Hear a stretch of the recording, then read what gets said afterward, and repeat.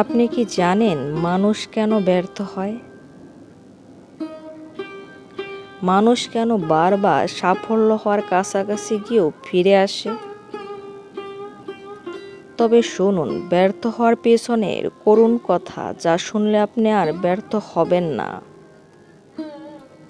পৃথিবীতে খুব কম মানুষই আছে যারা ব্যর্থতাকে মনে করে আরও নতুন করে পথ চলা বা নতুন করে শুরু করা।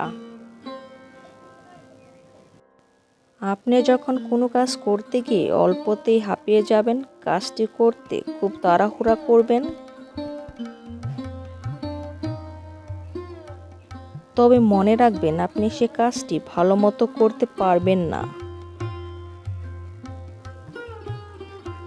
যে কোনো কাজকে ছোট মনে করবেন না। আপনি যেটাই করুন সেটা আপনার কাছে হতে হবে পছন্দের, ভালোবাসার কাজ। আপনি যদি কাজকে ভালোবাসতে না পারেন, তাহলে আপনি কোনো কাজে এগিয়ে যেতে পারবেন না।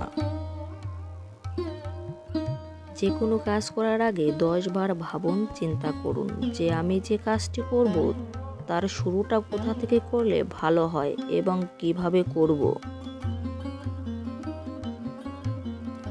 ঝুঁকি কেমন, পরিশ্রম কত ঘন্টা করতে হবে, ইনকাম কেমন হতে পারে। ঠান্ডা মাথায় পরিকল্পনা করুন, কারণ আপনি যদি পরিকল্পনা না করে কাজ শুরু করেন, যে কোনো সময় ব্যর্থ হতে পারেন।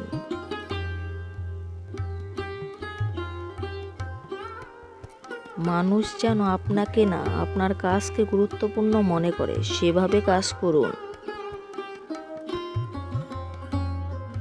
ধৈর্য হারাবেন না, ধৈর্য মনোবলকে শক্তিশালী করুন। মনের ভেতরে রাগ, অভিমান, অভিযোগ কখনো পুষে রাখবেন না, এগুলো সফল হওয়ার পেছনে বাধা সৃষ্টি করে এবং কি সব পরিকল্পনাকে মুহূর্তে ধ্বংস করে দিতে পারে। নিজের রাগকে নিয়ন্ত্রণ করুন, অল্পতে হাঁপিয়ে ওঠা বন্ধ করুন। একবার আপনি পথ চলা শিখে গেলে থেমে যাবেন না, হতাশ হবেন না। মনে রাখবেন ব্যর্থ হওয়া মানে সব কিছু শেষ নয়, কেবল শুরু। লোকনিন্দার ভয়ে নিজের কাজকে কখনো বন্ধ করে দেবেন না, কোনো কাজ করতে ভয় পাবেন না।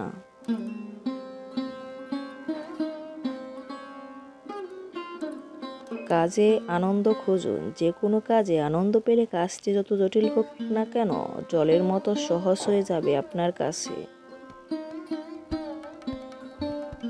নিজের ভেতরের প্রতিভাকে জাগিয়ে তুলুন, নিজে ভিন্ন কিছু করার চেষ্টা করুন। বাজে কথায় কান দেবেন না, নিজের কান মুখ বন্ধ রাখুন। নিজেকে নিয়ে শুধু ভাবুন যেন একদিন আপনাকে নিয়ে সবাই ভাবে, সেভাবে গড়ে তোলার চেষ্টা করুন।